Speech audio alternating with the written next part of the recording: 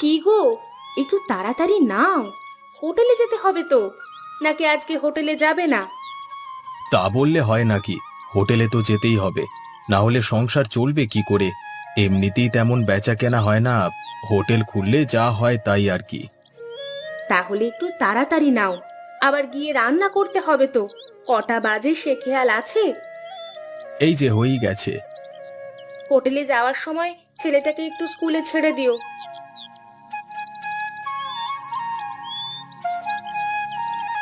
কি মজা কি মজা, আমি বাবার সাথে বিদ্যালয়ে যাব। কত খুশি আমার ছেলেটা। নিশ্চয়ই দিয়ে আসবো বাবা। সাকিব, তোর খাবার দেওয়া আছে, মনে করে নিয়ে নিস। আর পানির বোতলটা নিয়ে যাস। জি মা, আমি মনে করে সব কিছু নিয়ে নেব, তুমিও তো ভেবো না। আসছি গো বউ, তুমি সাবধানে থেকো, নিজের খেয়াল রেখো কেমন? মা, আমি আসছি, হ্যাঁ। এসো তোমরা, সাবধানে যেও।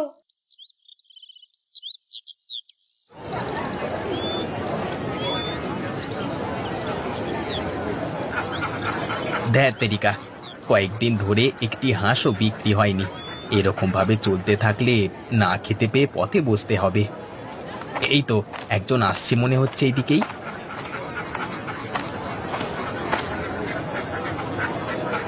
তা ভাই, হাঁস কত করে দিচ্ছ? আপনাকে বেশি বলবো না, একটি হাঁস মাত্র 200 টাকায় দেব। একটি হাঁস 200 টাকা? বেশি হয়ে যাচ্ছে, একটু কম করো।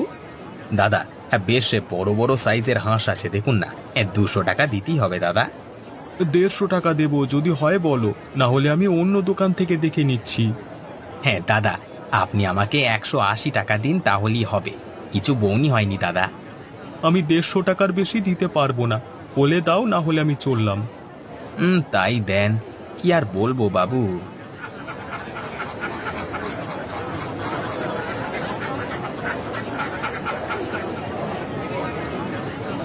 এইভাবে নিজের লোকসান করে ব্যবসা করলে আমার ব্যবসা যে দুদিনে উঠে যাবে।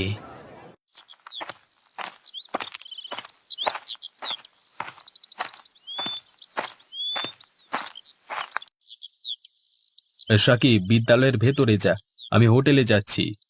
জি বাবা, আমি বিদ্যালয়ের ভেতরে যাচ্ছি, তুমি সাবধানে যেও কেমন। হ্যাঁ রে, আমি সাবধানেই যাব। তুই মন দিয়ে পড়াশোনা কর, একদিন অনেক বড় অফিসে চাকরি করবি। হুম বাবা, আমি তোমাদের মুখ উজ্জ্বল করব। এখন আমি আসছি।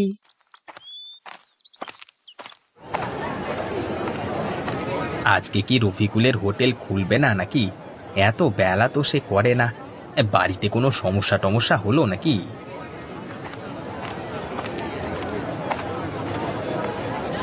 কি ভাইয়া, আজকে এত দেরি কেন? কোনো সমস্যা টমস্যা হয়েছে নাকি? না বন্ধু, সমস্যা কিছুই হয়নি। আজকে সকালে চোখটা একটু লেগে গিয়েছিল, তাই দেরি হয়ে গেল।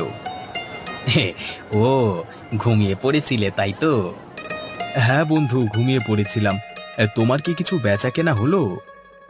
বেচা কেনা কেন হবে না? বেচা কেনা হলেও লোকসানটা আমারই হলো। ভাই লক্ষণ, আগে কত সুন্দর দোকান চলতো আমাদের, আর এখন দেখো, খরিদ্দার আসে না তেমন। দিনের সাথে সাথে সবকিছুই পুরনো হয়। আগে লোকজনেরা তোমার হোটেলে খাওয়া কত পছন্দ করত, আর এখন দেখো, কেউ আসে না। ঠিকই বলেছিস রে, শুধু আমার ক্ষেত্রে নয়, তোর ক্ষেত্রেও প্রযোজ্য এটা। আগে তোর দোকানে দিনে কতগুলো করে হাঁস বিক্রি হতো, আর এখন দেখ কেমন বসে আছিস, বিক্রি হলেও তোর লোকসান হচ্ছে।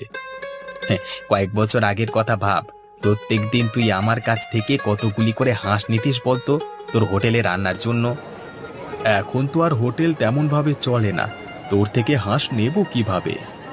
বাড়িতে হাঁস চাষ করে সেগুলি দোকানে বিক্রি করি, সেটাও আবার নিজের লোকসান করে। এইভাবে আর কতদিন চলবে বল দেখি? এরকম চলতে থাকলে কিছুদিনের মধ্যেই বউ ছেলেকে নিয়ে পথে বসতে হবে।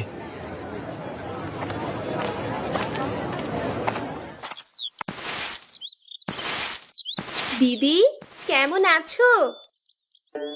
আরে মিতা যে, অনেকদিন পর আমাদের বাড়িতে এলে। আমরা সবাই ভালো আছি গো। তোমাদের সব কেমন চলছে? এমনিতে তো ভালোই আছি গো দিদি, কিন্তু। কিন্তু কি? আচ্ছা, ভিতরে এসে বসে তারপর গল্প আড্ডা হবে।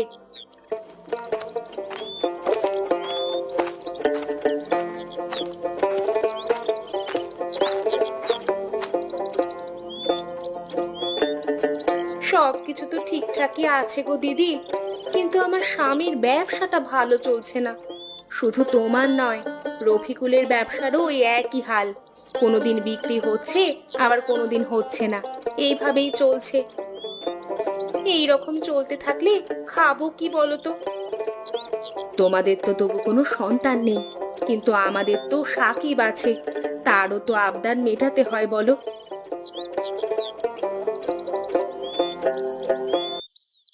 মিতা কাকিমা, তুমি কখন এলে? কেমন আছো তোমরা? এই একটু আগে আসছি রে। ভালোই আছি। তা তোর পড়াশোনা কেমন হচ্ছে? পড়াশোনা ভালোই হচ্ছে কাকিমা। সামনে পরীক্ষা আছে। মা, আমি চললাম, বন্ধুদের সাথে একটু খেলা করে আসি। সাকিব, দাঁড়া, হাত মুখ ধুয়ে খেয়ে তারপরে যাস। না মা, এখন খাবো না। আমাদের জরুরি ম্যাচ আছে, খেলতে যাচ্ছি। খুব দুরন্ত আমাদের সাকিব, যেমন খেলাধুলায় তেমন পড়াশুনোয়। পড়াশুনোয় তো ভালো জানি, কিন্তু কতদিন যে পড়াতে পারবো সেটা আমরা কেউই জানি না। আমাদের ব্যবসার যা অবস্থা, ওপরওয়ালার ওপর একটু ভরসা রাখো, দেখবে সব আস্তে আস্তে ঠিক হয়ে যাবে। ওই আশাতেই আছি গো। হ্যাঁ ভাই লক্ষণ, আজকেও কোনো বিক্রি হলো না, সব খাবার নষ্ট হবে।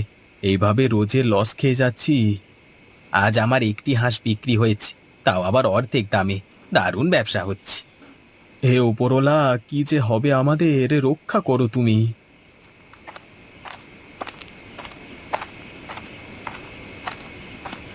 বাবা, আমায় একটু খেতে দেবে? দুদিন থেকে কিছু খাইনি, বড্ড খিদে পেয়েছে। আমাদের অবস্থাই খারাপ, আর তোমাকে কি করে দিই বলো তো? আচ্ছা আচ্ছা, আপনি ভেতরে আসুন, আমি খেতে দিচ্ছি। আমার হোটেলে খাবার বিক্রি হয়নি, খাবার নষ্ট করবার থেকে দান করা ভালো। আসুন আসুন।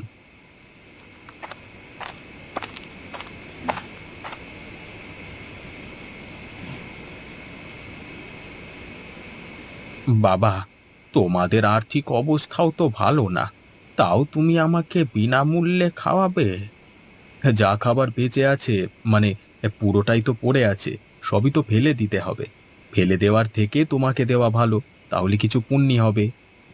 বাবা, তোমরা খুব ভালো মনের মানুষ, ওপরওয়ালা তোমাদের মঙ্গল করুক।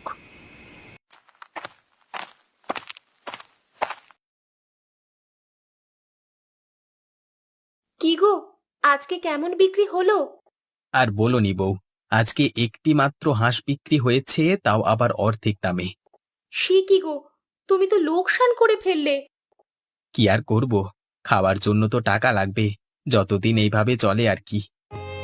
চিন্তা করো না তুমি, আবার দেখবে সব ঠিক হয়ে যাবে। ওপরওয়ালার ওপর ভরসা রাখো। ওপরওয়ালাও আর কিছু করতে পারবে না গো। ওপরওয়ালার কাছ থেকে ভরসা হারাতে নেই, দেখবে ঠিক একটা উপায় হয়ে যাবে। বিয়ের সময় কত বড় মুখ করে বলে এসেছিলাম তোমার বাবাকে যে তোমাকে কখনো কষ্ট পেতে দেব না, কিন্তু এই কথা আমি রাখতে পারলাম না গো। আমাকে ক্ষমা করে দিও। আরে বাবা, তুমি এত ভেঙে পড়ছো কেন? দেখবে ঠিক একটা না একটা উপায় হয়ে যাবে। অত ভেঙে পড়লে হবে? অত চিন্তা করো না, চটপট খেয়ে ঘুমিয়ে পড়ো। কাল আবার দোকানে যাবে তো? কিন্তু আর কোনো কিন্তু আমি শুনবো না। চটপট খেয়ে নাও, খেয়ে নাও তো দেখি। তোমায় যখন ভালোবেসে বিয়ে করেছি, তখন সুখ দুঃখ যাই আসুক, পাশে আমি থাকবই। তোমার মতো একজন অর্ধাঙ্গিনী পেয়ে আমি সত্যিই খুব ভাগ্যবান গো।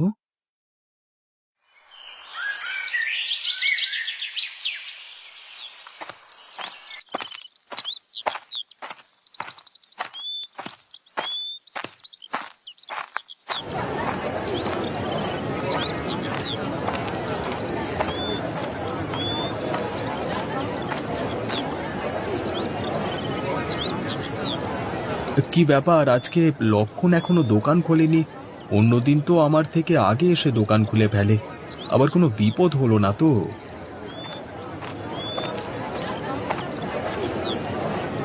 কি ভাই লক্ষণ, আজকে এত চুপচাপ কেন? কি আর করব, 1 বছর কাল তেমন কিছু বিক্রি হয়নি, জমানো টাকাও শেষ হয়ে এসেছে। এবার পথে বসতে হবে আমাদের। শুধু তোর এই অবস্থা নয় রে, আমারও একই অবস্থা। আমি ঠিক করেছি, আজকে যদি সেরকম বিক্রি না হয় তাহলে হোটেল বন্ধ করে দিয়ে অন্য কাজ করব। অন্য কাজ পেলে আমাকে নিয়ে যেও, আমিও করব। হ্যাঁ, এই কাজে আর তেমন পোষাচ্ছে না। আজকের দিনটা দেখা যাক কি হয়, তারপর চিন্তা ভাবনা করব।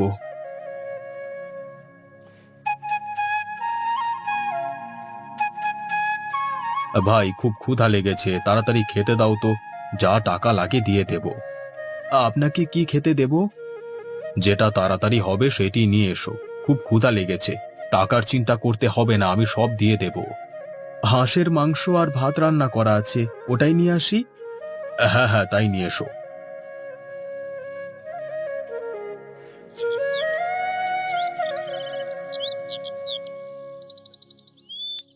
হুম হুম। বাহ, চমৎকার রান্না করেছো তো। এরকম হাঁসের মাংস আমি আগে কখনো খাইনি। ধন্যবাদ বাবু, কিন্তু একটা কথা জিজ্ঞাসা করবার আছে, করব? হ্যাঁ, বলো না। আপনাকে তো এই গ্রামে আগে কখনো দেখিনি, আপনি কি নতুন? আমি একজন ব্যবসায়ী, আমার নাম কৃষ্ণচন্দ্র মজুমদার। তাই এখানে আমার এক ঘনিষ্ঠ মিত্রের বাড়ি, তার কাছে এসেছিলাম আর কি। ও আচ্ছা আচ্ছা। বললে হবে না ভাই, তুমি হাঁসের মাংসটা জবরদস্ত রান্না করেছো। তুমি আমাদের সাথে কাজ করবে। কি কাজ বাবু? আমাদের ব্যবসা হাঁসকে নিয়ে, বিদেশে এই ব্যবসা চালাই। তুমি কাজ করলে আমাদের হাঁসের মাংসটা রান্না করে দিও, এবং তা ভালো করে প্যাকিং করে দিতে হবে। হ্যাঁ বাবু, আমি রাজি আছি। তা তুমি কি বাড়িতে হাঁস চাষ করো নাকি? না বাবু, আমি করি না, কিন্তু আমার উল্টো দিকের দোকান যে হাঁস বিক্রি করছে সে করে, আমার বন্ধু লক্ষণ।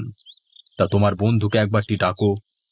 লক্ষণ, একটু দোকানে আয় তো, বাবু তোর সাথে কি কথা বলবেন। হ্যাঁ বাবু, আমায় ডেকেছেন? জি, শুনলাম তুমি নাকি হাঁসের চাষ করো। হ্যাঁ বাবু, করি তো। আমি একজন ব্যবসায়ী, হাঁসের ব্যবসা করি, তাও আবার বিদেশে। তা তুমি চাইলে আমাকে হাঁস বিক্রি করতে পারো, আমি সেগুলি বিদেশের বাজারে বিক্রি করব। রাজি আছো কিনা বলো? আমার একটা হাঁসের দাম 200 টাকা দিতে হবে। তুমি একটি হাঁস মাত্র 200 টাকায় বিক্রি করবে? আমি তোমাকে 400 টাকা দেব, দেখো রাজি আছো কিনা। একেবারে 400 টাকা? হ্যাঁ হ্যাঁ, নিশ্চয়ই বাবু, আমি আপনার সাথে কাজ করব। পারলে আরো হাঁস চাষ করো, তাহলে আরো বেশি মুনাফা পাবে। বাবু, যদি আমরা দুজন মিলে হাঁস চাষ করি তাহলে নেবেন?